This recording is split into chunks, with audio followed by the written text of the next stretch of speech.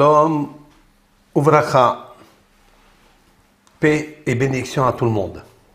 Ce cours est nouveau, avec l'aide de Hachem. Je vous demande préalablement d'écouter le cours de A jusqu'à Z, afin de comprendre l'importance et la projection lumière qui va rayonner à l'intérieur de nous, de vous. Quel est le plaisir et la satisfaction que l'on fera à notre Créateur unique, Hachem Ibarach. La foi. La foi, la Emouna. Le Amen, le Amin. La foi. À la fois, il y aura quelques secrets dans ce cours. Et en fait, nous allons parler de la péricope, la section de Yitro, celle que nous allons lire ce Shabbat, avec l'aide de Hachem. Nous sommes le 3, nous sommes le 4 février. Bonjour Yann, mon collaborateur, mon maître. Un élève, il est toujours le maître de son maître. Mais il faut un maître pour le mesurer. Et je sais que tu as des bonnes questions pertinentes et qui alimentent lumière dans le débat. La paracha de Yitro est une paracha très très importante, mais nous allons nous attarder dans les 10 commandements. Car il y a énormément de choses à dire. Donc nous savons très bien que le peuple d'Israël est arrivé le 3e mois, c'est-à-dire le mois de Sivan, au mont Sinaï. Ils ont traversé le désert, ils sont arrivés au mont Sinaï. Et là, ils se sont tous réunis comme un seul corps et un seul cœur. Pour arriver à avoir un cœur et un seul corps, il faut avoir la foi. Quel est le problème du monde aujourd'hui? C'est qu'on n'a pas la foi. S'il y avait la foi en Dieu, on aurait eu tous un seul corps et un seul cœur. Ça, c'est évident. Vous savez très bien que l'Éternel s'appelle Ish. Dieu, il s'appelle homme. Hachem Ish Milhama. L'Éternel est l'homme de la guerre. L'homme de la guerre. Vous imaginez un petit peu qu'on peut appeler Dieu l'homme? Quel est le sens? C'est qu'en fait, les guerres de Dieu ne sont pas des guerres avec des armes. Ce sont des guerres de négociation. Ce sont l'art de la réconciliation. Il sait faire la guerre avec la personne pour le ramener à lui. Et pour cela, il nous faut être Ish. Ish, ça veut dire un homme. Un homme, il a un corps et il a un cœur. Cependant, Dieu, il a quelque chose de particulier. C'est sa couronne. La couronne de Dieu. Le seul roi qui pose une couronne sur sa tête, si l'on peut dire ainsi, c'est Dieu. Adon Olam, Asher Malach, Beterem Kol, Yetzirah. Adon Olam, c'est-à-dire le maître du monde avant que le monde soit. Donc il est Adon, il est le Seigneur du monde avant que le monde soit, avant que les créatures soient, avant que tous ces êtres humains que nous sommes, les sujets, les créatures de Dieu, Dieu était déjà roi. Normalement, dans une ville, dans un pays, on nomme un roi grâce aux patriotes, au peuple. S'il n'y a pas le peuple, il n'y a pas de roi. Vous avez vu quelqu'un dans le désert qui est seul et il devient roi? Non. Un roi, c'est la Torah, elle dit qu'un roi, c'est le peuple qui le nomme. D'ailleurs, ils avaient fait très mal dans le désert de demander un roi. Parce qu'on a déjà un roi, Elohim. Mais la Torah elle permet un roi. Mais vous savez très bien qu'un roi, il porte une couronne. Mais on peut lui enlever cette couronne. Nous avons vu le roi Shaoul, il a posé une couronne, mais quand il a fait une erreur, il a désobéi à ce que le prophète lui a dit au nom de Dieu, parce qu'il y avait des idolâtres. comme les Amalekites. Amalek, c'est-à-dire les arrière-petits-enfants d'Abraham Avinu. Abraham est dans la foi. Abraham a porté une couronne de la foi. Et les peuples entiers prenaient leur couronne et la posaient devant la table d'Abraham Avinu. Parce que sa couronne, elle était unique. Sa couronne était d'un bout à l'autre une seule pièce, une seule entité, identité, l'unique Dieu. Il n'a jamais dévoyé. Tandis que les autres peuples reconnaissaient cela et venaient, dit le Midrash, apporter la couronne, la poser devant Abraham, parce qu'ils savaient que grâce à Abraham, ils ont eu le nom de Dieu unique dans leur bouche. Plusieurs personnes se sont converties à la foi, je veux dire, hein, parce que au temps d'Abraham, il n'y avait pas encore ni le judaïsme, ni rien du tout. Abraham, c'était un Ben Noach, fils de Noach, un des enfants de Noach. Mais Noach était adamique, fils d'Adam Arishon, etc., de la génération. Il n'y avait pas juif, islam, chrétien. Il n'y avait pas tout ça. Donc il y avait juste une seule chose. Un homme contre tous les idolâtres, Nimrod, Terah, même son père était idolâtre, mais il avait Teshuvah, et il est revenu à force. Donc on voit que la foi, c'est quelque chose de grandiose. Jusqu'à maintenant, nous vivons grâce à l'eau, lumière de la foi que Abraham Avinu a investi dans la création. On peut sentir la foi dans l'air, dans l'espace, dans le temps. On peut la sentir grâce à cet homme-là. Alors que les mondes, les générations étaient inondées d'idolâtrie. Et lorsque Amalek, donc son arrière-petit-fils, autrement dit, Abraham a donné Yitzhak, oui. Yitzhak a donné Esav. Il a donné aussi Yaakov, mais il a donné Esav. Esav a donné Eliphaz. Et Eliphaz a donné Amalek. Donc, combien de générations ici il y a? Abraham, Yitzhak, Esav, Eliphaz et Amalek. La 5e génération d'Abraham. Ça veut dire qu'on voit un grand homme dans la foi, celui qui a posé la couronne, le Keter, à Hachem. Vous savez ce que c'est le Keter à Hachem? C'est quoi une couronne? C'est la foi. C'est de croire en lui seul et ne pas mélanger avec d'autres forces extérieures qui gêneraient, qui feraient la rivalité avec Dieu. Donc la foi intacte, la foi saine, sans parasite. Il y a une possibilité qui gouverne toutes les possibilités. Il y a un pouvoir et pas deux pouvoirs. Seulement, la foi sert à combattre le pouvoir idolâtrie ténèbres. Nimrod, il s'est répété cette histoire avec les petits-enfants de la foi d'Abraham, qui? Hanania, Mishaël, Azaria. Ce sont trois, vous allez dire, des sages, et en même temps des prophètes de la foi. Donc moi je dis toujours que le prophète c'est bon, mais la sagesse elle est plus grande que la prophétie. Car la sagesse c'est d'abord la foi en un seul Dieu. Alors tu es prophète. Maintenant, Nabuchodonosor, à l'époque de Babel, lorsqu'il était roi à Babel, a jeté littéralement 3 juifs dans la fournaise.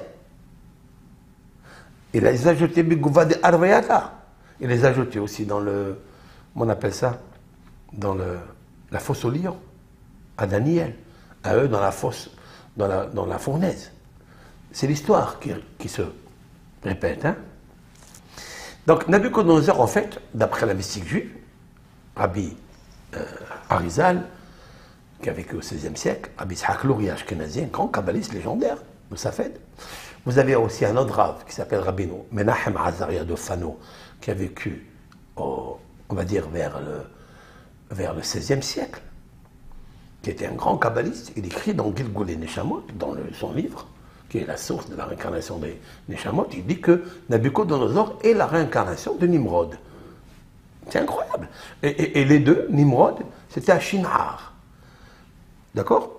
La tour de Babel, c'est le grand monument qu'ils ont voulu construire. Qui était là, à la tête de ce groupe mondial, hein, complotiste? C'était qui?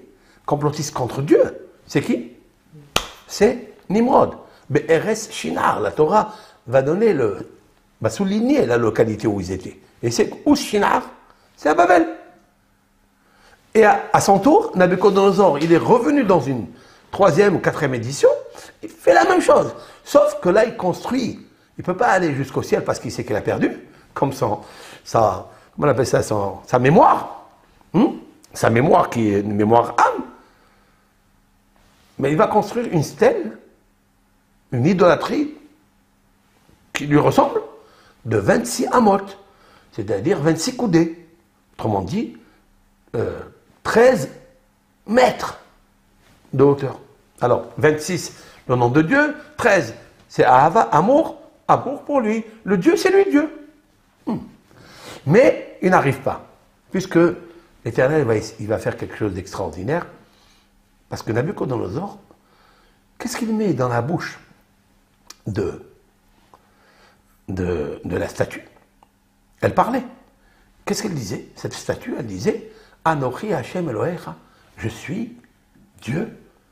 Nabucodonosor, c'est le Dieu du monde. Comme ça, elle disait, elle parlait. Alors, bien sûr, une statue ne parle pas. Alors, quel est le statut de cette statue?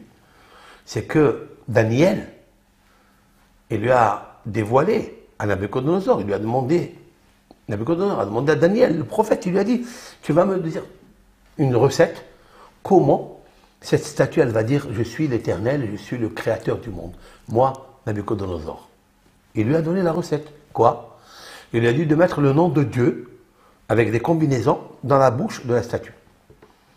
Et quand il lui a mis ça, elle a commencé à parler. Waouh! C'est beau ça. En fait, lorsque l'homme il parle, c'est pas lui qui parle. Lui, ce n'est qu'une statue.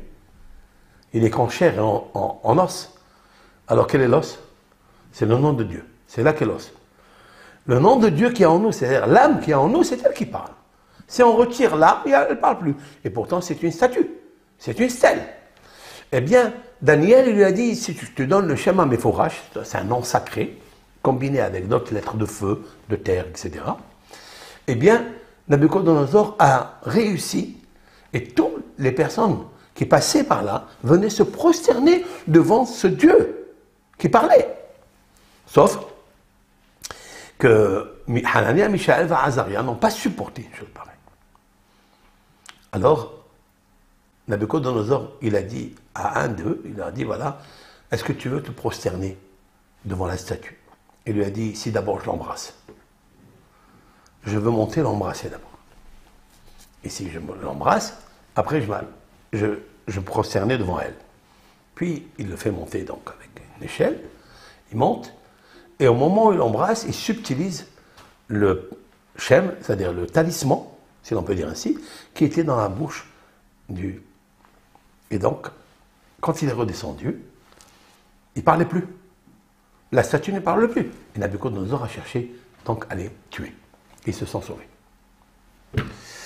Et là, il a eu une honte, une gêne terrible, comme l'a eu Nimrod à son époque. De quoi je parle ici? Je parle pour arriver à la tour de Babel, à faire des choses, c'est qu'on n'a pas la foi. C'est qu'on a perdu la foi. Si tu sais que tu as un créateur, car il est très difficile d'admettre qu'on a un créateur. Nimrod, Nabucodonosor, c'est les mêmes. Tous les idolâtres de ce monde qui essayent de prendre et de chapeauter le monde, c'est quoi? C'est en fait, il manque de foi. Il manque la foi en Hachem. Mais la foi, c'est pas évident. C'est-à-dire, il faut lui mettre un ketera kadubor. Maintenant, pourquoi je parle de ça? Parce que, en fait, nos sages ont dévoilé quelque chose de magnifique. Vous savez qu'il existe 304 805 lettres dans la Torah. Il n'y a pas plus, il n'y a pas moins. Et nous avons toute une partie, c'est-à-dire 620 lettres. Écoutez bien ce que je vais vous dire. Il y a 620 lettres à partir de la première parole de Dieu dans les 10 commandements. Lorsque Dieu il dit, je vais vous le citer, Vadaber Elohim, El Kot Adevarim El Elemor. Et Dieu a parlé toutes ces paroles-là en disant. En disant, ça veut dire que toi, tu dois raconter à tes enfants. Anochi, Hashem Elohecha. Je suis l'Éternel, ton créateur. Hashem Otsetzicha me'eretz Misraïm, mi'bet avadim, que j'ai été fait sortir de la maison d'esclavage d'Égypte. Lo yelecha Elohim acherim al panim. Immédiatement, la première loi négative, c'est de ne pas avoir une stèle, une statue, la tour de Babel, la stèle de Nabucodonosor. C'est ça que je te demande de ne pas faire. Si tu veux me mettre une couronne à moi, tu ne mets pas une couronne à ma rivalité.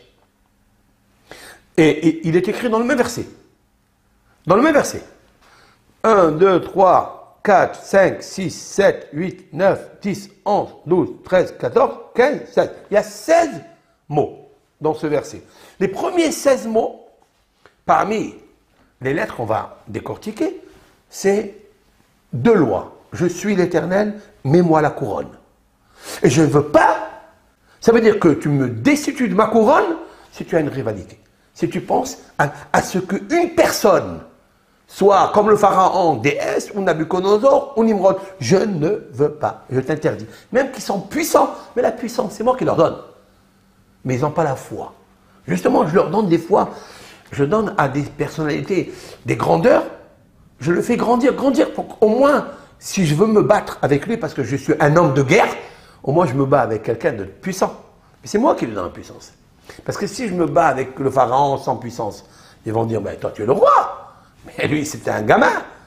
Non, je fais monter le pharaon, je fais monter Nabucodonosor très très haut, comme ça tout le monde y voit. Et après je le fais descendre en bas. C'est ça, comme ça il se comporte Dieu.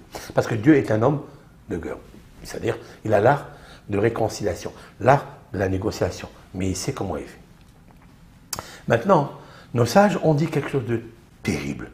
C'est que si l'on prend la lettre, la première lettre, nous sommes dans les chiffres et les lettres avec moi, Anochi Hashem, je suis l'Éternel. C'est-à-dire, Aleph, Aleph c'est la première lettre de l'alphabet. Alors, vous savez très bien qu'est-ce qui s'est passé dans la création du monde. Nos sages racontent que lorsque Dieu a créé le monde, il a créé le monde et il a écrit dans la Torah avec la lettre Bet, qui est la deuxième lettre de l'alphabet. Alors la première lettre qui est le Aleph, 1, elle se plaint devant le 1, l'unique Dieu, lui dit, Hachem, tu es unique, tu t'appelles Elohim, tu t'appelles Adonai, avec Aleph, et qui est, tous tes prénoms normalement ils sont avec Aleph. Lorsque tu veux commencer ta Torah, commence avec Aleph. Pourquoi tu m'as jeté, tu m'as relégué? Ça veut dire que chaque lettre fait apparaître cette dimension âme. Et elle parle avec Dieu. Parce que la lettre Aleph, c'est la couronne. J'expliquerai ça. Hein. La lettre Aleph, d'ailleurs la forme du Aleph, elle fait ça. C'est un Yud. Après il y a un Vav. Il y a la lettre 6 ici. Donc il y a la lettre Yud. Après il y a la lettre Vav. Donc 10. Après la lettre Vav, c'est 6. Après encore la lettre Yud. C'est encore 10. 10, 10 et Vav, 26. C'est la couronne. C'est Dieu. Il dit, pourquoi tu ne commences pas avec la lettre Vav, Aleph, qui est le 26, qui est la couronne? Au moins que tu signes que c'est toi le créateur du monde. Et tu commences par moi. Pourquoi tu m'as laissé? Tu sais très bien qu'il ne faut pas faire honte à un être humain. La lettre qui fait lettre et l'apostrophe, elle était apostrophée. Et elle dit, mais comment ça se fait? Alors Dieu lui dit, mais j'ai quelque chose de meilleur pour toi. Il dit quoi? Il dit d'abord, je donne la raison pourquoi je commence avec bête. Avec la lettre bête. Parce que la lettre bête désigne Beracha. Bénédiction. Bénédiction. Je commence mon monde par la bénédiction.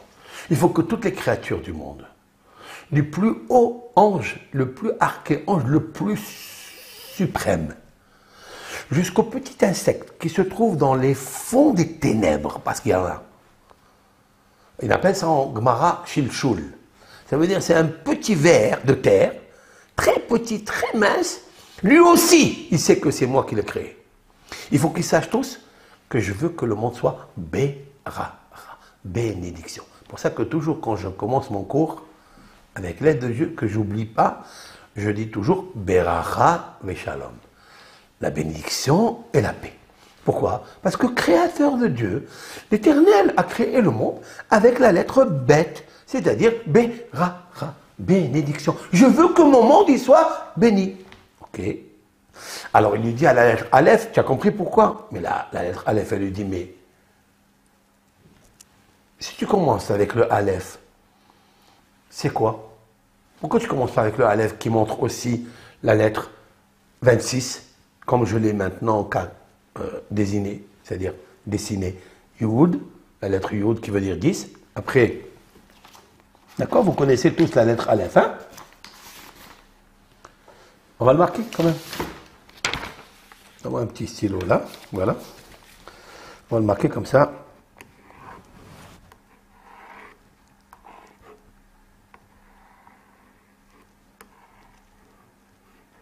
Voilà, la lettre Aleph, hein?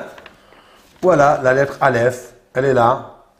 Donc il y a un Yud, c'est 10. Après vous avez le Vav, c'est 6.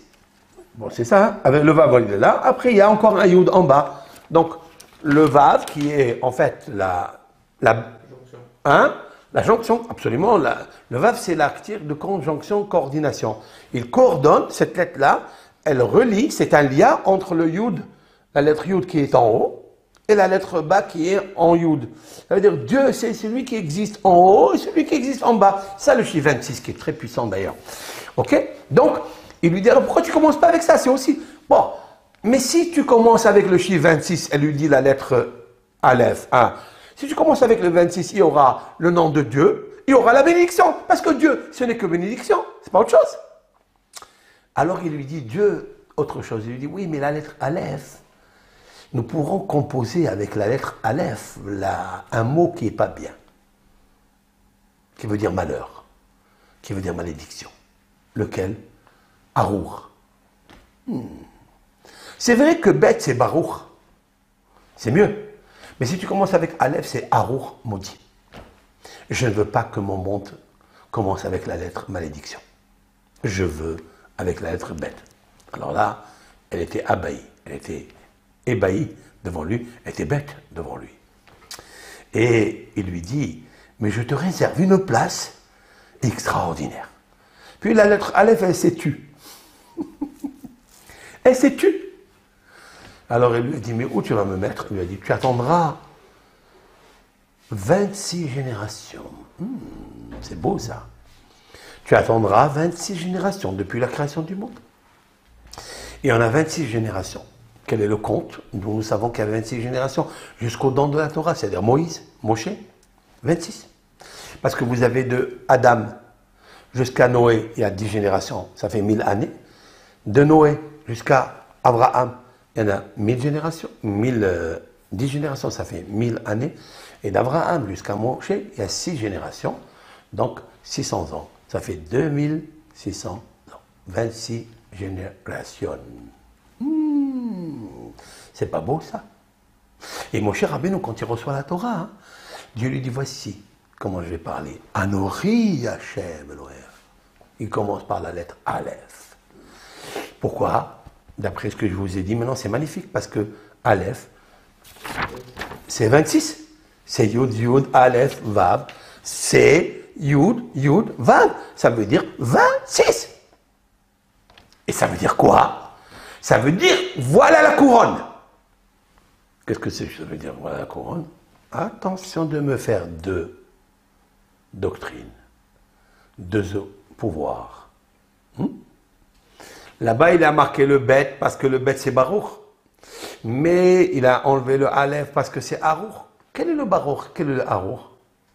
Le Baruch, c'est d'avoir un seul Dieu, Anochi Hashem Elokecha. Mais de ne pas avoir le Arour, c'est celui qui vient tout de suite après, c'est-à-dire Lo yeh lecha Elohim acherim al panai. Je ne veux pas qu'il y ait deux déesses, deux dieux. Parce que tu aurais pu comprendre que le bête, c'est deux déesses. Et c'est ça que le monde, il s'est trompé. Il dit, Dieu même, il a écrit bête au début. Ça veut dire, en fait, il y a deux pouvoirs. Parce que bête, c'est deux en français, hein, avec le numérique. Il y a deux pouvoirs dans le monde. Il y a deux couronnes. Et Dieu, il dit, non. Je commencerai à dire ici, 26 ans, 26 générations après, pardon, je dirai, je suis l'Éternel, ton Dieu. Le seul pouvoir. Quelle est la preuve? Parce que personne ne t'a fait sortir d'Égypte. sauf moi. Le pharaon, qui est le deuxième pouvoir, c'est lui qui est emprisonné là-bas. Dans les geôles intellectuelles, les geôles physiques. Tu as travaillé là-bas 210 ans, mon pauvre. Donc c'est moi, Hachem, unique, qui a pu te casser le creuset égyptien, la matrice égyptienne, la sorcellerie qui chauffe, les démons qu'il y avait là-bas, tous les dégâts qu'il y avait là-bas, les épidémies et tout. J'ai fracassé et je t'ai fait sortir. C'est moi, Anochi Hachem Elokecha, Asher Otzeticha Me'eretz Misraim Mibet Avadim. C'est moi, c'est personne d'autre. Maintenant, je te demande dans le même verset, Lo Yelecha Elohim Acherim Al Panay. N'est pas un deuxième Dieu sur ma face. Voilà la couronne que l'on peut donner. Toutes les générations, jusqu'à Moshe, ils se sont gourés. La dernière génération de Moshe, c'est le pharaon qui s'est pris lui-même comme un dieu. Vous le savez très bien. Lui, il dit, c'est moi qui me suis fait, je me suis créé, c'est moi qui ai créé le Nil. Tu voulais dire quelque chose? Oui, je pense que vous allez nous dire, parce que vous avez parlé des 620 lettres de... On va arriver à ça. Maintenant, bien sûr, maintenant, et c'est ça que je suis en train de dire, maintenant, les kabbalistes, notamment les rishonim, les rabbins qui étaient antécédents du XIIe siècle, etc., ils ont fait remarquer quelque chose de sublimissime. Et c'est ça qui m'interpelle, ça qui me fascine, chers amis, c'est que, en fait, la Torah est divine. C'est une grande prophétie.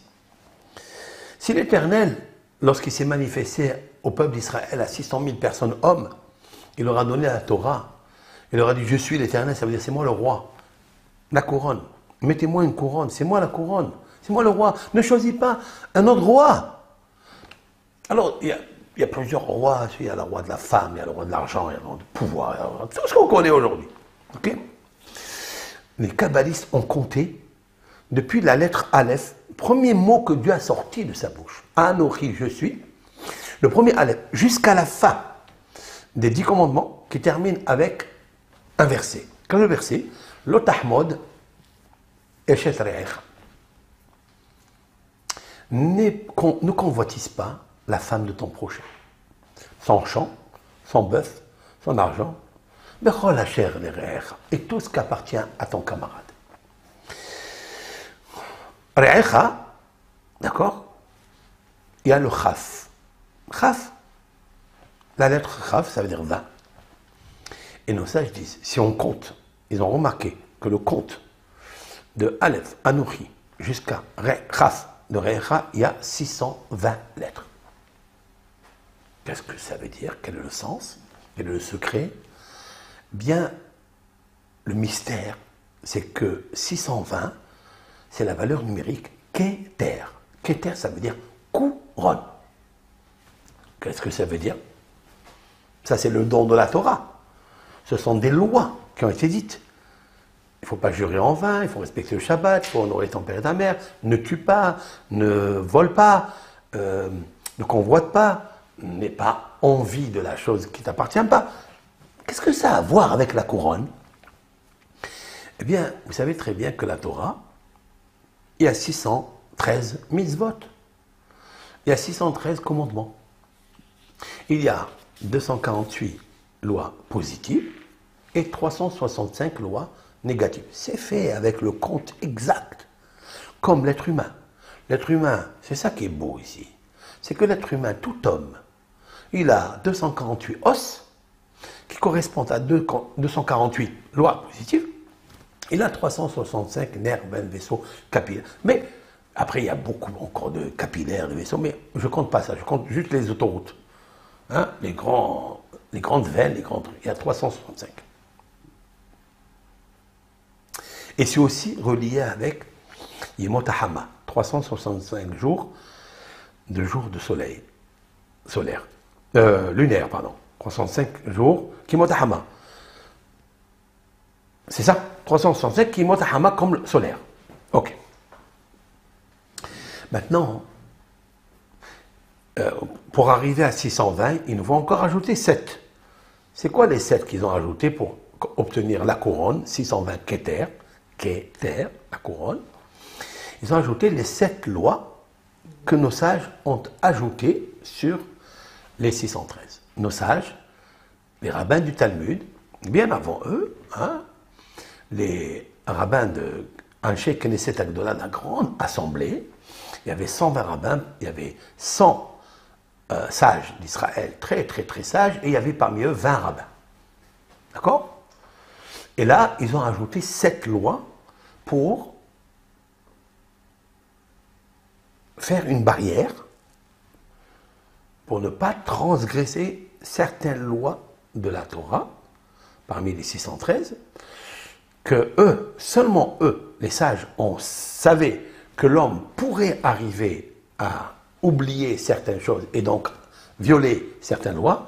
Ils ont posté ici une barrière, ici une barrière, ici une barrière, et on verra, un jour on fera un cours sur ça, quelles sont les 7 lois, barrières, que nos sages ont dit, parce que la Torah, elle a dit, faites une barrière à ma barrière. Toutes les lois de la Torah sont une barrière, comprenez ça, très important. Toutes les lois de la Torah viennent dire à l'homme, arrête, ne fais pas ça parce que tu vas arriver à ça. D'accord? Si quelqu'un, il a, et c'est ça la loi qui est la dernière, dans les 10 commandements, le commandement 10, il dit le tahmod, c'est-à-dire quoi? C'est-à-dire n'aie pas envie. Ouais, j'ai envie d'avoir envie, mais je ne vais pas faire un acte. Tu vas dire non, non, non, attention, si tu as envie, tu arriveras à faire un acte. Donc, le tahmod, dans la Torah elle-même, il y a des barrières. C'est vrai que si quelqu'un il a envie, il voit la voiture de l'autre, elle est belle, elle est magnifique, il a envie, tu peux l'empêcher. Qui est-ce qui peut empêcher une chose pareille? Encore une voiture, il peut. Mais, dit le Talmud, pour la femme de l'autre, si elle est plus belle que sa femme, ou si elle est plus gentille, ou je ne sais quoi, eh bien, il sera plus difficile de briser sa nature et de ne pas avoir envie. Pourquoi? Parce que Znout, Giloy Arayot, Nefesh Adam Mehammedatan. Ça veut dire que l'âme, waouh, l'âme de l'homme désire ça. Il n'y a aucune force qui peut arrêter cette nature-là. Vous écoutez ça? Arayot, l'inceste, la débauche, la sexualité, l'adultère. Nefesh, vous écoutez, le sang. Nefesh, c'est le sang. Le sang qui circule dans l'homme, il n'arrive pas à se retenir quand il voit quelque chose comme une femme qui est belle, etc. Il ne peut pas. Pour ça que la Torah, le dernier commandement, elle l'a laissé à la fin. Vous comprenez? Et comme si, je vais ajouter quelque chose de fort, comme si la Torah, elle te dit, tu sais quelle est la déesse que je ne veux pas que tu te mettes à ma face? C'est ça. Je rejoins le 10e commandement, ça veut dire l'otahmod, n'a pas envie, pas convoitise le champ de l'autre, bien que c'est quelque chose qui est sans acte. C'est juste une envie dans le cœur. Je n'ai pas envie que tu aies ça. Tu sais pourquoi? Parce que tu m'appartiens. Parce que la couronne m'appartient. Pourquoi tu veux enlever la couronne de l'autre? Quand quelqu'un convoitise la femme de l'autre, on sait très bien que la femme, c'est la couronne du mari. Vous savez ça?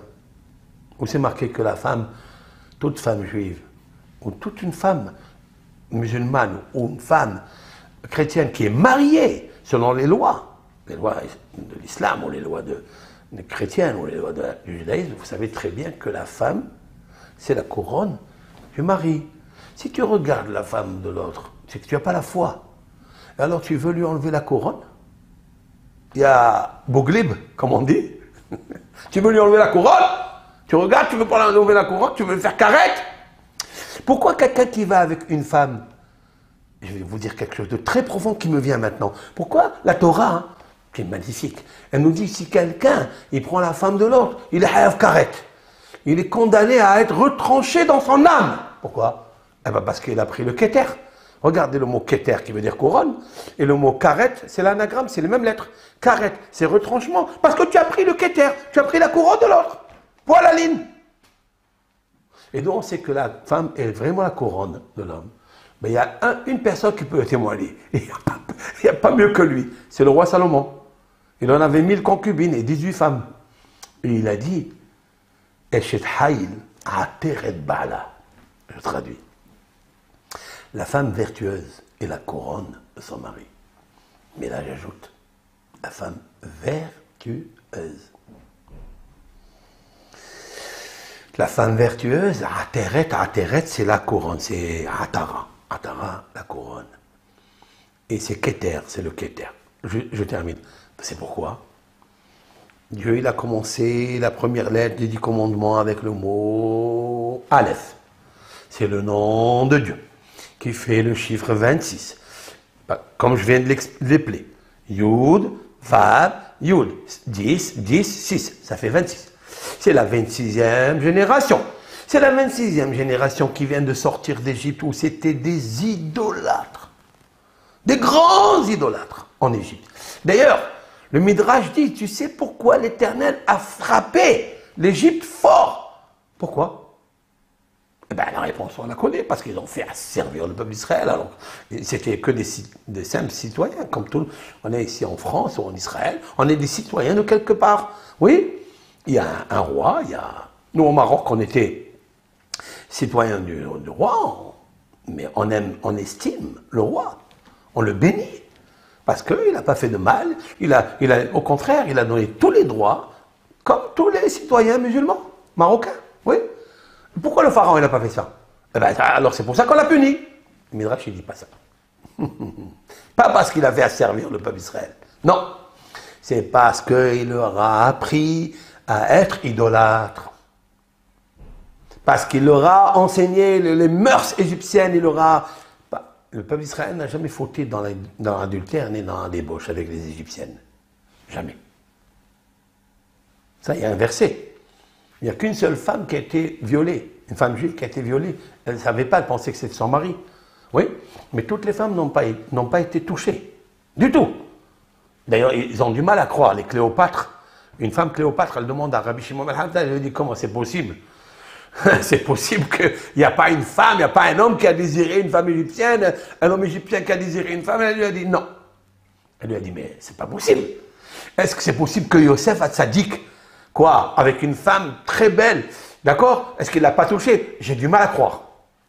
Alors il lui a dit, tu as du mal à croire. Alors pourquoi tu crois pas ici? Et tu crois lorsque Yehuda, la Torah nous raconte sur Yehuda, qu'il a pris sa belle-fille, Tamar, et il a pensé que c'était une prostituée, et il est allé avec elle, il a sorti Zerah et Peretz, oui, et ça la Torah elle va nous le mettre. Pourquoi elle va nous le mettre? Moi j'ai dit, si j'étais là-bas avec eux, avec cette Cléopâtre, et comment il s'appelle, et Rabbi Shimon ben Yochai, j'aurais dit autre chose.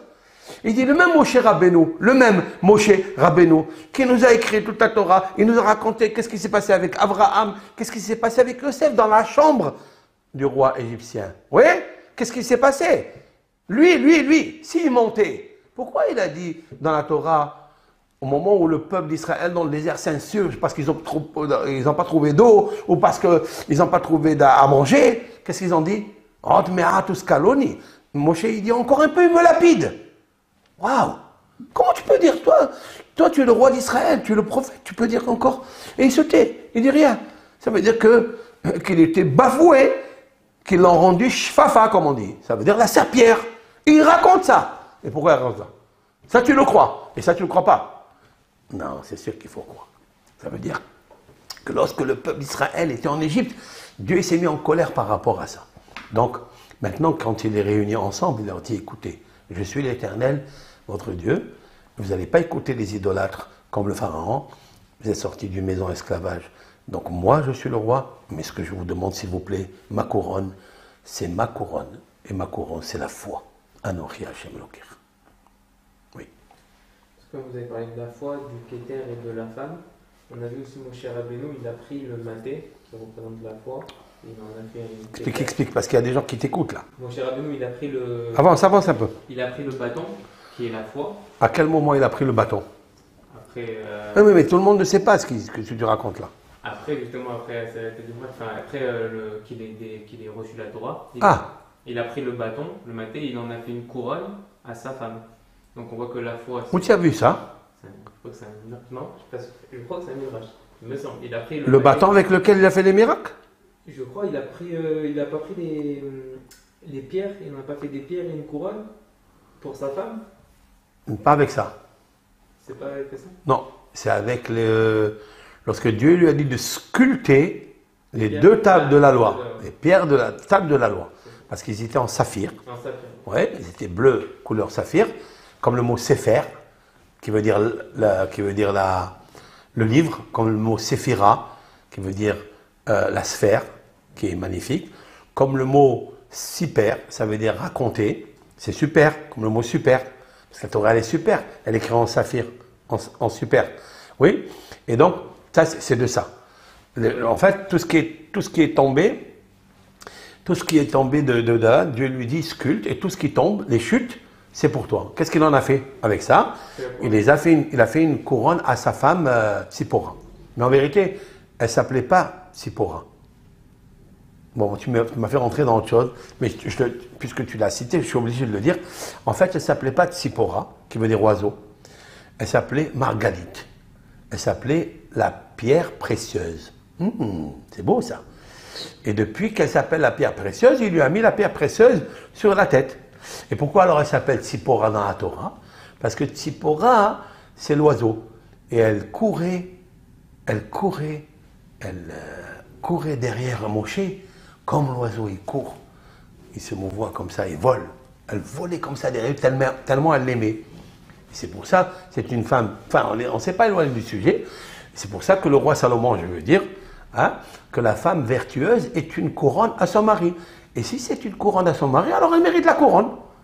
D'ailleurs, Maïmonide a dit, dans les lois relatives au couple, Maïmonide a dit que la femme, elle doit prendre son mari, elle doit lui donner l'importance comme un roi. Et lui, comme une reine. Donc si elle le considère que c'est un roi, donc il a la couronne, eh bien à son tour, il prend cette couronne, il ne la garde pas pour lui. Il lui met à sa femme. Seulement, il faut qu'elle soit vertueuse. Donc, je reviens. Si la Torah, au début, elle me marque, je suis l'Éternel, ton Dieu qui t'a fait sortir d'Égypte, mais Bet Avadim, donc, mais je ne veux pas que tu aies un autre roi, un autre Dieu à ma place, devant moi. Et puis la Torah, le 10e commandement, parce qu'on a 10, hein, le 10e commandement, de quoi il parle? Ne convoite pas la femme de ton prochain. Et elle nous dit tout ce qui appartient à ton camarade. Et il y a 620 lettres. Et 620, entre ça et ça, c'est Keter, c'est la couronne. Ça veut dire que tu veux donner une couronne à Dieu. Fais attention à cette loi, la dernière. Keter. Maintenant, je vais dire quelque chose. Juste une beauté, je vais te dire. Là, dans le texte, si vous prenez le texte Shemot Perekraf, c'est-à-dire, nous sommes dans le chapitre 20, verset 1. Ils ont commencé à arbitre maintenant. Vaidaber Elohim et kol hadevarim ha'el elemor. Et l'Éternel parla toutes ces paroles-là en disant. Verset 2, je suis dans le chapitre 20, verset 1, 2. Et l'Éternel a parlé toutes ces paroles-là en disant. Deuxième verset, Anochi Hashem Elohecha, je suis l'Éternel ton Dieu, Asher Otseticha Me'eretz Misraim, t'a fait sortir d'Égypte. Vous savez combien un juif, un hébreu, combien il doit reconnaître la foi, qu'il était un vulgaire esclave, il était idolâtre. Il a atteint 49 degrés d'impureté de l'idolâtrie. Ça veut dire que sa tête, elle fusionnait dans tous les sens. Il prenait des béliers, il sacrifiait ça, leur sang aux Shedim, c'est-à-dire à des démons, à des forces maléfiques. Et là, l'Éternel les a fait sortir d'Égypte. Ils sont là, au Mont Sinaï, ils sont devant lui.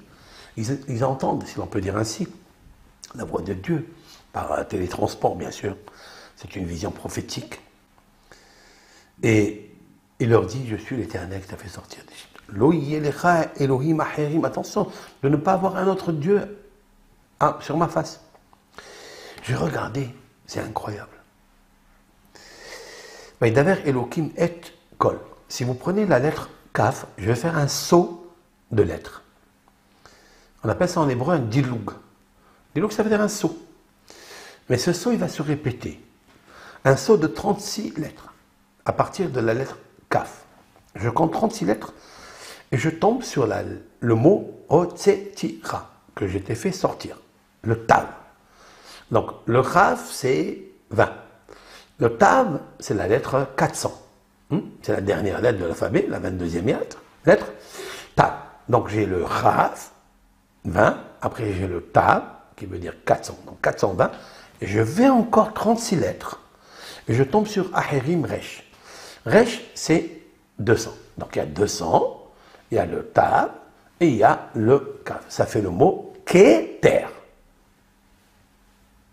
Dans 2 versets, avec un saut de 36 lettres, j'obtiens le mot Keter, la couronne. Voici la couronne.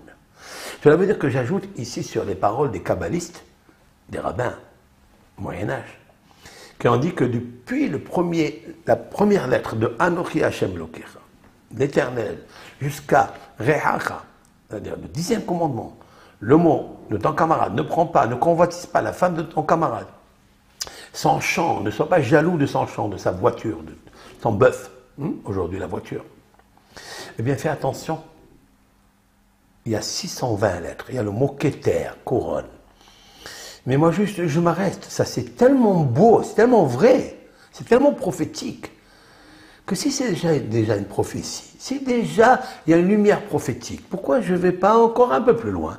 Que dans les 2 premiers versets, quand Dieu lui parle, il y a là-bas le chiffre Keter, le mot Keter avec un saut de 36 lettres. Et si vous allez me dire, et pourquoi, monsieur le rabbin, vous avez choisi 36 pour trouver cela? Parce que c'est vrai d'abord. Mais pour qui vous a donné l'idée de chercher 36? Très simple. Très simple, très très simple. Parce que dans ces 10 commandements, le 5e commandement, il va nous parler du Shabbat. Le 7e jour de la semaine. Ok? Le 7e jour de la semaine, vous savez très bien que c'est connu que le 7e jour, il y avait 36 heures de lumière. L'Éternel, lorsqu'il a créé le premier jour, il est marqué dans la Torah, ouvrez le livre, vous le voyez, et ce fut le soir, ce fut le matin. Le 2e jour, ce fut le soir, ce fut le matin. Lorsqu'il arrive au 7e jour, il n'y a pas marqué ce fut le soir, ce fut le matin. Cela veut dire quoi? C'est une faute d'orthographe, non? Non, non, non, non, non, non, non. C'est fait exprès, parce qu'il n'y a pas eu de soir. Autrement dit qu'à partir du 6e jour à midi, donc il y a 12 heures, plus les 24 heures du samedi, ça fait 36 heures. 36 heures de lumière. 36 bougies. 36 joyaux. Autrement dit que la couronne du Shabbat, parce que c'est une reine, le Shabbat, c'est un roi, c'est chez qui on est invité le jour du Shabbat, le jour du Seigneur, le jour du Shabbat. Il a 36 lumières. C'est une couronne qui est sertie de 36 diamants, de 36 saphirs, de 36 émeraudes. Chacun, comment il va la construire? Parce que son Shabbat, il n'est pas le même chez tout le monde. Le Shabbat de l'un n'est pas comme l'autre. Parce qu'il faut se préparer le jour 6. Mais il faut se préparer le 6e jour, ce que vous allez manger, ce que vous allez apporter. Ça veut dire quoi? À part la nourriture que tu dois manger, que tu n'as pas le droit de Shabbat de travailler, tu dois préparer ça le 6e jour. Mais il faut que tu penses quelle est la couronne que tu vas amener à cette reine et à ce roi. Il faut la sertir de 36 bougies, de 36 lumières. C'est pour ça que le début du Shabbat, on allume la bougie. À part la raison que nous venons réparer ce que Ève a éteint, la bougie, la lumière nucléaire de Adam Arishon, le premier homme, mais plus que ça. Bien avant qu'il soit créé Adam, nous avions déjà la bougie qui commença à midi et qui a terminé à samedi soir. 36 joyaux, 36 bougies. Le secret des 36 bougies que nous avons trouvées dans la petite fiole de Hanouka, d'où ils viennent? Pourquoi elle devait allumer un jour, elle a mis non plus encore 7 jours? C'est quoi ça? Ben 7 jours, ce sont 36 bougies. 36 bougies qu'on a trouvées, qu'on a allumées, qu'on a allumé à Hanouka, que tout le monde peut voir dans la fête des Lumières. Mais elle vient de là. En fait, elle commence le Shabbat. Quand tu rentres dans le Shabbat, c'est la plus grande couronne que tu peux avoir. Les Chadodi, les Krat Kala, c'est que Dodi, c'est mon bien-aimé, c'est l'Éternel. Eh bien, il va vers la Kala, vers le Shabbat. Et là, il l'épouse, il se marie avec elle. C'est-à-dire, si l'on peut dire ainsi, ils s'unissent ensemble. Et ils font descendre des enfants magnifiques. L'intelligence, la sagesse, la paix, la bénédiction, la beracha. Et là, dans le 5e commandement, il est dit, Veyom, et je vais vous le lire ensemble, Veyom Hashivei Shabbat Lashem Elohecha. Le 7e jour sera le repos pour l'Éternel, ton Dieu. Le Ta'aseh Kol Melacha. Ne fais pas de travail, s'il te plaît. Ata, toi, Ubincha. Donc il commence par le père. Ata, Ubincha, et ton fils, Ubitecha, ta fille, Avdecha, ton esclave, Amatecha, ta servante, Behemtecha, ton animal ne doit pas travailler le Shabbat. C'est beau quand même, non? On aurait pu dire, moi je me repose devant la cheminée, je me réchauffe, je bois un whisky, je bois du vin, et l'animal, c'est un animal, il n'a qu'à travailler. Oh, même l'animal, il connaît Dieu. Yada Ashor konehu v'hamor ebus ve'alav, dit le prophète Isaïe. Et le cheval et le taureau connaît son maître. Il sait que c'est, il sait qu'il lui a donné à manger. Il le voit. Et l'âne, lui, il n'a pas la force encore de connaître son maître. Il pense que la crèche où on lui met la nourriture, il pense que c'est ça son Dieu, c'est ça son maître. Bon, ce sont deux niveaux. Il dit l'animal, il reconnaît son créateur. Tu n'as pas le droit de faire travailler ton animal le jour du Shabbat. C'est le jour du Seigneur, il ne t'appartient pas. Mais Gercha, ce sont les étrangers, c'est-à-dire les citoyens qui habitent avec toi, qui habitent chez toi. Mais Gercha, ou bien le converti, il n'a pas le droit. Hachem Bisha'alecha, qui est dans tes demeures. Ça c'est, il te dit Hachem dans le chapitre 20, verset 9, parce qu'on est en train de parler du 4e commandement. Après, car l'Éternel, en 6 jours, il a fait le ciel et la terre, et Tayam, la mer, les océans, et tout ce qu'il y a dedans, c'est-à-dire tout ce qu'il y a dedans dans la mer, dans la terre et dans le ciel, c'est rétroactif, hein, dans toutes ces grandes choses, création. Il se reposa le 7e jour. Alken, c'est pourquoi Berach Adonai et Yom HaShabbat Vaikadeshu. C'est pourquoi l'Éternel a béni le 7e jour, qui est le jour du repos, et il l'a sanctifié. Voilà d'où sort la sanctification du jour du Shabbat. Tellement il est sanctifié, tellement il est béni, parce que c'est une loi positive de l'observer, et c'est une loi négative de ne pas travailler. C'est pour ça qu'il dit, ne travaille pas, ni toi, père, ni le fils, ni la fille, ni ton esclave, ni ta servante, ni la bête, ni ton converti, ni etc. Voilà ce qu'il dit. Maintenant, après, il dit qu'Abed, verset 11, on est en train de, c'est-à-dire 9, 10, 11. Et là, le 5e commandant arrive. Il le mélange avec le Shabbat. C'est très intéressant. Kabed et avicha ve'immer. Honore ton père et ta mère. Les mahan ya'arichun yamer. Afin que se prolongent tes jours. Ala adama, sur la terre. Asher Adonai Elohecha notelach. Que l'Éternel, ton Créateur, notelach, te donne. Alors, de quelle terre s'agit-il? Est-ce qu'on parle ici de la terre terrestre, là où on vit, là où les hommes habitent, ou là où l'âme habite? C'est vrai que l'âme, elle prolonge la vie parce que c'est un monde éternel, mais la vie dans cette terre, elle n'est que passagère, 70 ans, comme dit le grand psalmiste. Les jours de notre vie dans cette terre, 70 ans. Le roi David a vécu 70, pas plus. Donc il te dit, tu peux aller jusqu'à 120, mais le quota normal, c'est ça. Après, il y a des bonus, ça dépend ce que tu fais dans la vie. Si tu fais des bonnes actions, si tu aimes les autres, tu aimes la paix, ben Dieu te donne la paix dans ton corps. Tu n'as pas besoin de te stresser, te rendre malheureux, d'avoir des stress et attraper un infarctus, ou attraper je ne sais quoi, des maladies, des stress qui abîment le corps, qui abîment les nerfs, qui abîment tout. Calme-toi, calme-toi. Tu peux vivre longtemps. D'accord. Mais c'est 70 ans, c'est pas plus. Hein. Ok. Alors, le Talmud, dans le traité Kiddushin, nous dit, en fait, on ne parle pas d'une prolongation de la vie quand tu honores ton père et ta mère. C'est pas dans ce monde. Voilà, c'est pas dans ce monde. Parce que ce monde, il est très bizarre, très complexe, et il faut bien discerner entre ce qui est dit dans la lumière et ce qui est dit dans le ténèbre aussi. Le mensonge et la vérité. Et on ne sait pas où est la vérité et où le mensonge, parce qu'il y a deux pouvoirs.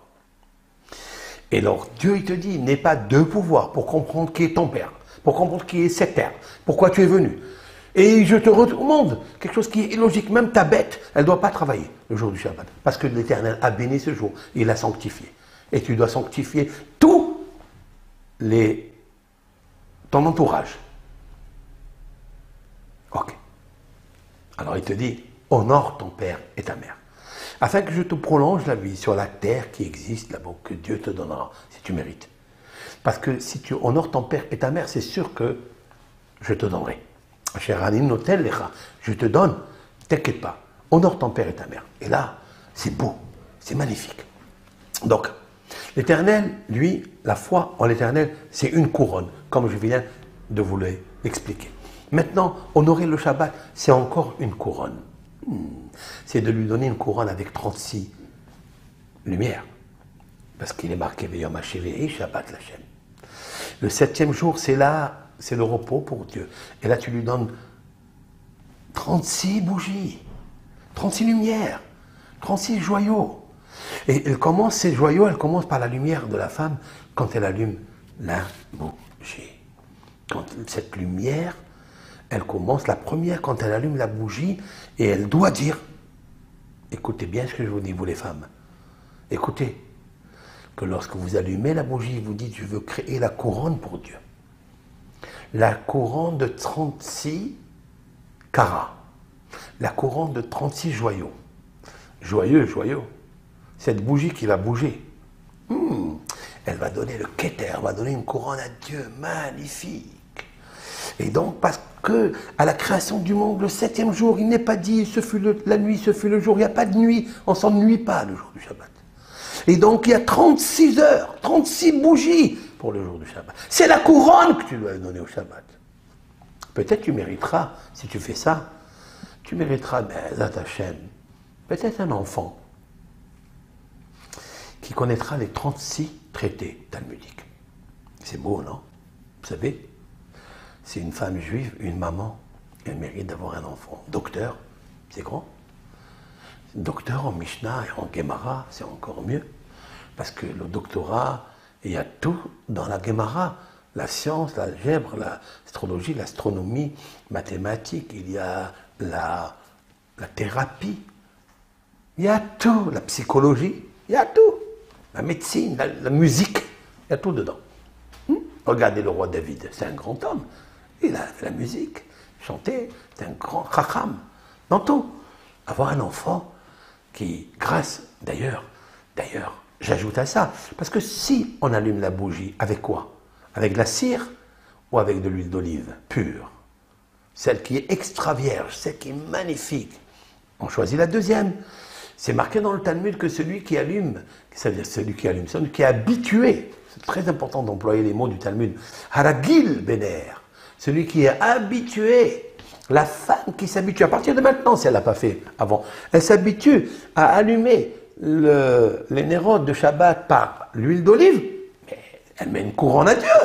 Ben, elle aura un enfant, elle dit, il aura des enfants qui sont sages, très sages, et qui connaîtront Dieu, qui auront la foi très forte, et qui connaîtront le chasse, le Talmud, parce que le Talmud a 36 lumières, 36 traités talmudiques, pas plus, pas moins. Elle méritera ça. Waouh! C'est pas beau ça? Pourquoi? Parce que tu as commencé à allumer la bougie avec de l'huile d'olive. L'huile d'olive, ça, c'est la pureté, c'est la lumière, c'est la bonté, c'est la médecine, c'est la thérapie. Elle confère tout. Écoutez bien ce que je vais vous dire maintenant.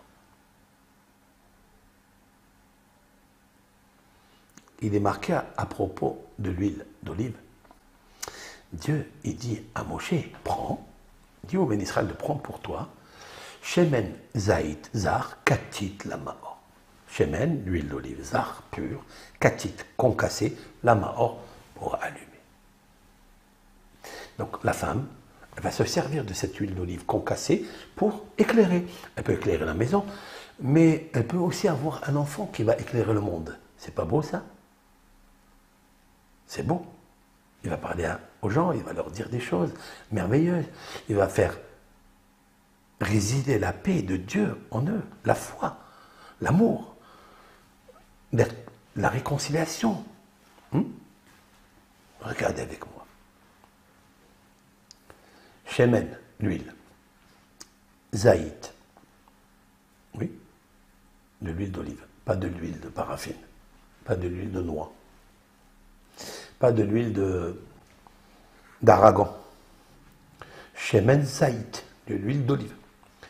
Katit, bien concassé. Pardon, Zar. Zar, c'est pur. Katit, concassé. Lamaor, pour éclairer. Regardez la fin des trois mots. Zar, la fin. Vous avez le Chaf. Katit, concassé, vous avez le Tav. Lamaor, vous avez le Resh. Keter. Keter. Chaf, Tav, Resh. Keter. La couronne. Que c'est beau la Torah, que c'est magnifique. Combien c'est extraordinaire. Et pourquoi? Parce que tu commences avec le Keter de Dieu, avec la couronne de Dieu. Son royaume, c'est le Shabbat. C'est quoi la bénédiction que Dieu te donnera? Car l'Éternel a béni ce jour et l'a sanctifié. Oui, mais tu auras un enfant béni et saint, qui sera sanctifié de la matérialité, qu'il repoussera les ténèbres de la matérialité.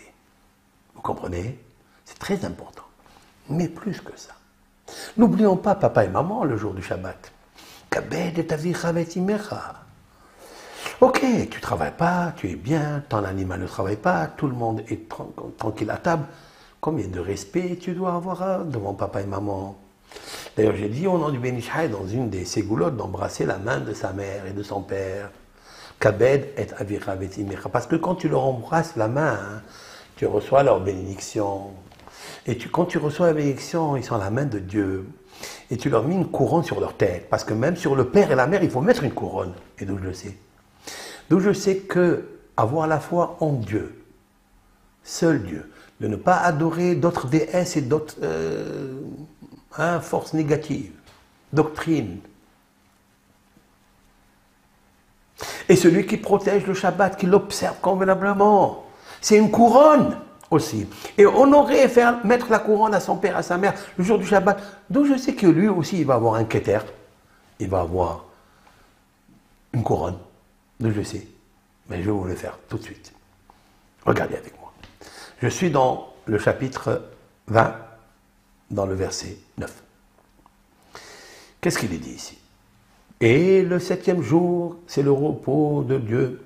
Ne fais aucun travail le jour. Ata, toi. C'est qui toi? C'est le Père. Donc le Père, il doit commencer. C'est lui qui doit commencer à faire le Shabbat convenablement. S'il veut que Obinra, qui vient après, est ton fils. Si toi, tu fais ton Shabbat, tu respectes la couronne de Dieu. Tu respectes les 36 lumières, serties, diamants, dans la couronne de Dieu, qui est le Shabbat. Alors Obinra, tu auras un fils qui fera pareil, et qui va t'honorer. Kabet et Avicha, ce qui va marquer après. J'ai pris la lettre Chaf, d'accord? Obincha, qui est ton fils. J'ai pris la lettre Chaf, j'ai compté 70 lettres. Je tombe sur Ve'et, 70 lettres. Je tombe sur la lettre Tav. Après, je compte sur Kabed et Avicha, les Ma'ani Arichun, quand il part, honore ton père et ta mère. Et afin que tu vas prolonger la vie. Le mot prolonger, Aruch, Aruch, ça veut dire prolonger. Le Resh, il y a Arichun. Le Resh, ça me fait le mot Tav, Chaf, Resh. Keter. Et pourquoi 70? C'est ça qui est extraordinaire. Parce que si normalement le quota d'une vie, le psalmiste a dit que c'est 70, mais toi, grâce à la couronne que tu fais à Dieu, parce que tu as la foi en l'unique Dieu, un seul, ne mélange rien du tout avec. Si tu respectes le Shabbat, qui est la sanctification du nom de Dieu, c'est son repos, c'est ton père, respecte-le. Donc on ne met pas d'impair. Et ton père physique et ta mère physique, tu les respectes, alors tu auras la couronne de Dieu. Et alors, tu ne vivras pas seulement 70 ans. On prolongera la vie. Les ma'ania aricho yamer. On t'ajoutera encore et encore de la vie sur les 70 ans. Autrement dit, que celui qui préserve la couronne de Dieu de la foi, autant que créateur unique de ce monde, celui qui respecte le Shabbat pour les juifs, qui respecte le Shabbat, il lui donne une couronne. Donc, je respecte un créateur invisible. Je respecte un jour visible, qui est le jour dans l'espace et dans le temps, et je respecte les parents physiques, matériels, que je peux toucher.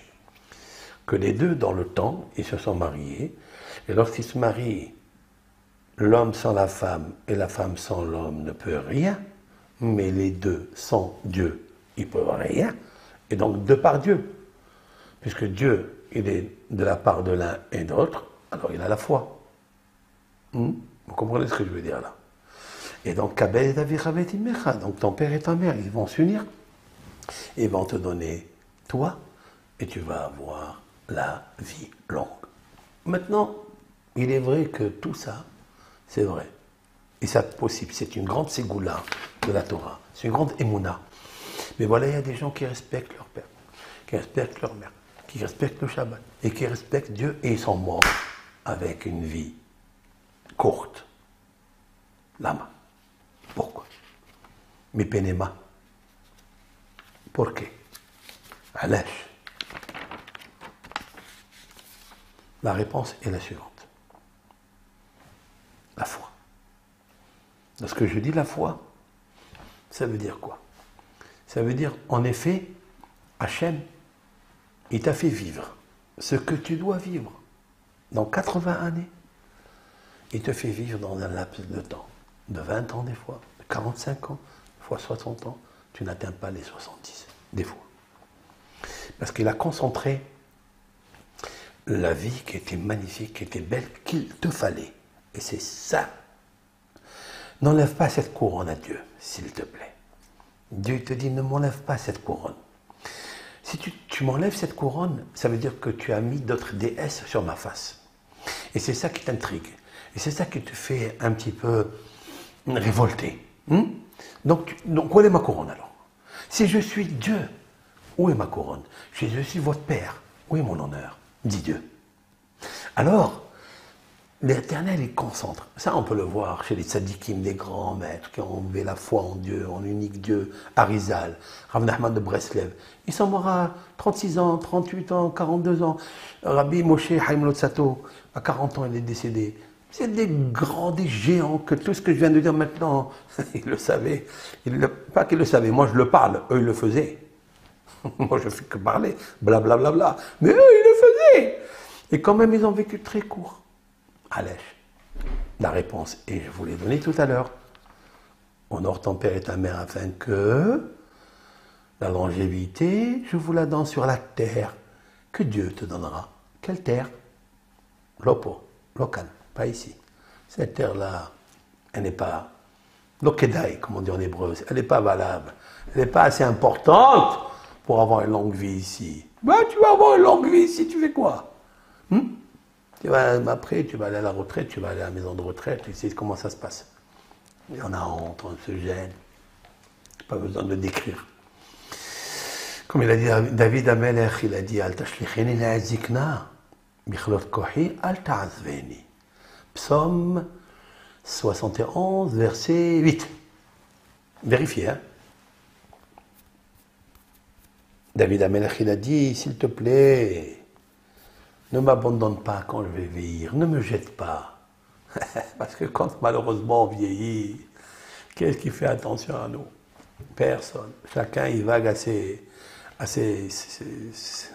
problèmes, à ses contraintes, à ses loisirs, comme on dit. Ah, c'est pour ça que la Torah elle te dit, honore ton père et ta mère, même quand ils sont vieux. Pas quand ils sont jeunes. Non, quand ils sont vieux, honore-les. Ben, c'est pas évident. Et donc, c'est sûr et certain que lorsque Dieu il dit, je te donnerai tout cela et je te prolongerai la vie, la prolongation de la vie, c'est pas ici. C'est dans le monde de la Neshama, là où tu peux rencontrer Dieu, face à face, la lumière, la Shekhina, la majesté, lumière à lui. Mais ça, il faut te préparer, mon cher. Donc, je retrouve ici le mot Keter. Et en plus, en fait, les 70, dans le dilogue, dans le saut que je viens de dire, à part les 70 ans que tu pourrais avoir un bonus, hein, c'est-à-dire 70 hors taxe, tu peux avoir encore et encore, qu'elle soit belle aussi, parce que c'est pas évident. Les 70, tu peux les vivre pas bien. Mais les 70 dans le bonheur, dans le kavod, dans l'honneur, dans la émouna, dans le Shabbat, dans la sérénité, la plénitude. Oh la maba, oh, dans ce monde. Shabbat est 1/60e du monde, du paradis, de l'âme. 1/60e, c'est pas beau, c'est magnifique. Mais il faut bien le vivre. La couronne, 36 bougies, 36 lumières. Après, dans le chiffre 70, il y a plus encore. Le chiffre 70, ce sont 70 rayonnements que l'âme a. Toute âme, elle peut percevoir 70 rayons de lumière différentes. Couleur saphir, couleur émeraude, couleur topaze, couleur... toutes les couleurs brillantes, onyx, et tout le reste. D'accord? Il peut voir toutes les couleurs. Dieu, il peut lui donner à l'intérieur de lui, juste par la foi, il peut lui donner des lumières extraordinaires, par lesquelles il peut regarder des choses que l'autre ne peut pas regarder. Parce que l'autre, il est trop matériel. Et lui, il est tellement appliqué la foi de Dieu unique, le Shabbat unique dans la semaine, c'est pas comme les autres. Il peut travailler 6 jours, vas-y, travaille, ramasse ce que tu veux. Mais Shabbat, stop, c'est le jour de Dieu. Même ton animal, tu n'as pas le droit de le faire travailler. Rien. Le converti, le citoyen, tu dois lui dire qu'il se repose. Mais il est avec toi. Stop, travaille pas. Et le père et la mère. Ce sont 3 lois, qui sont magnifiques, magnifiques. Et avec ça, tu peux obtenir 3 couronnes. C'est pas beau ça? 3 couronnes. Avec ça, tu deviens un roi plus qu'un roi. Parce que le roi, il a une couronne, le roi physique. Et toi, tu as 3 couronnes, parce que tu es le fils de Dieu. Tu es le fils de la foi. Tu es le fils du Shabbat. Tu es le fils de l'honneur de ton père et ta mère. J'ai beaucoup à dire, mais on va s'arrêter là. Baruch Hashem, déjà, c'est pas mal. Je vous souhaite d'avoir une belle couronne et que toutes les femmes soient à la couronne de leur mari et que le mari respecte sa femme. Et même quand il y a un litige, un deal de l'honneur du père et de la mère, soyons toujours avec la émouna, toujours avec la foi. Soyons calmes, soyons gentils, soyons apaisants. De ne pas se mettre en colère. Pourquoi elle ne m'a pas fait kavod? Pourquoi elle a fait kavod à sa mère avant son père? Pourquoi elle fait... Tout ça, c'est pas pour nous. Il faut être un homme comme le Shabbat, calme. Comme Dieu, il ne se met pas en colère, même quand tu fais des bêtises. Il te donne encore, et encore, et encore. Soyons comme ça, que l'Éternel nous aide à être des hommes de paix, à l'intérieur de nous, d'abord, interne, et avec. J'allais appeler ce cours-là, faire la paix avec son cerveau, faire la paix avec son cœur, et faire la paix avec son mauvais penchant. Très important ça.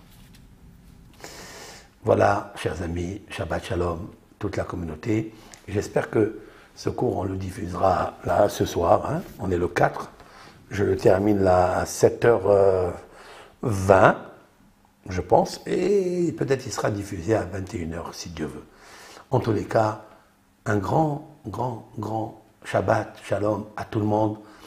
Et Hachem, il vous donne la bracha et la kedusha, la sainteté et la bénédiction de le connaître, de le reconnaître et de l'aimer, de l'honorer et le vénérer. Prospérité, santé et paix. Kol tov. Bracha ve'atzlach.